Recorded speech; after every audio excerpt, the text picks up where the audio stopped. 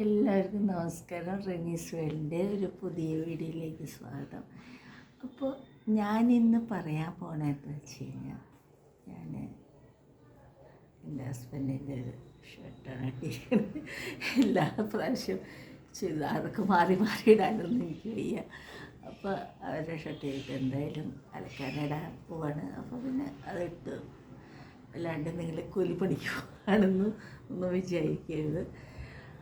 അപ്പോൾ ഞാനിന്ന് പറയണതെന്ന് വെച്ച് കഴിഞ്ഞാൽ സ്ട്രെസ്. നമുക്ക് എല്ലാവർക്കും സ്ട്രെസ്സുകളുണ്ടാവും. എനിക്ക്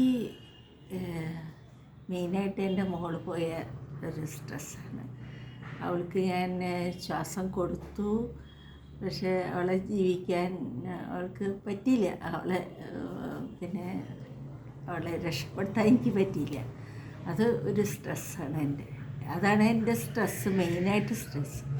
അപ്പോൾ നമ്മളുടെ സ്ട്രെസ്സ് നിയന്ത്രിക്കാനായിട്ട് എന്തൊക്കെ നമ്മൾ ചെയ്യണം എന്നുള്ളതാണ് ഞാൻ ഇതിൽ കൂടെ പറയുന്നത്. മെയിനായിട്ട് നമ്മളുടെ വീട്ടിലത്തെ കാര്യങ്ങൾ ഒന്നിൽ ഇൻവോൾവ് ചെയ്യണ്ട. അവരെന്താ പറയണതെന്ന് വെച്ചാൽ അത് ചെയ്യാം. ഇപ്പോൾ മോന് എന്തെങ്കിലും പറയും, ഇപ്പം ഞാൻ ഹാ പറയും, ഹസ്ബൻഡ് എന്തെങ്കിലും പറയും ഹാ പറയും. അപ്പോൾ അതാണ് ഏറ്റവും നല്ലത്. അത് നമ്മുടെ ഹെൽത്തിനും നല്ലത്. അത് മെയിൻ ഇമ്പോർട്ടൻ്റ്, ഹെൽത്തിനും ഇമ്പോർട്ടൻ്റ്. പിന്നെ നമ്മൾ ജനിച്ചത് മരിക്കാനൊന്നുമല്ലല്ലോ. മരിക്കുമ്പോൾ മരിക്കട്ടെ. എൻ്റെ ഒരു അഭിപ്രായം അതാണ്. മരിക്കണ സമയത്ത് മരിക്കട്ടെ, പക്ഷെ അത് സമാധാനമായിട്ട് മരിക്കണം. ഓക്കെ. ഇനി അപ്പോൾ ഇത് ഫസ്റ്റ് കാര്യം എന്താ വെച്ചാൽ, നമ്മൾ ഒരു കാര്യത്തിലും ഇൻവോൾവ്ഡ് ആവാണ്ടിരിക്കുക. അതാണ് ഫസ്റ്റ്. സെക്കൻഡ്, ഞാനൊരു യൂട്യൂബിൽ കണ്ടാണ് ഒരു അമ്മൂമ്മ ഇങ്ങനെ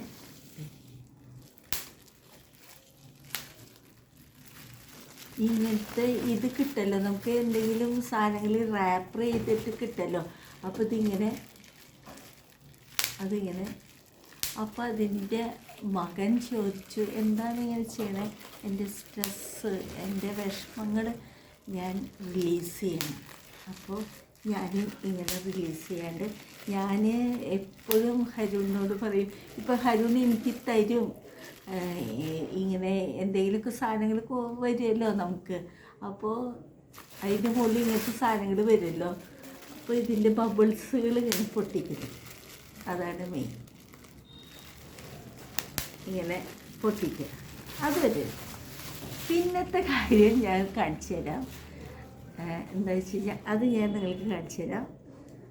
നിങ്ങൾക്ക് കുറച്ച് വിഷമം, അത് നിങ്ങൾ കുറച്ച് ഡിഫിക്കൽട്ടാണ് അത്. പക്ഷെ നിങ്ങൾക്ക് ഇഷ്ടമുള്ള അത് വേറെ ടൈപ്പിലാണെങ്കിൽ നിങ്ങൾക്ക് ചെയ്തോ.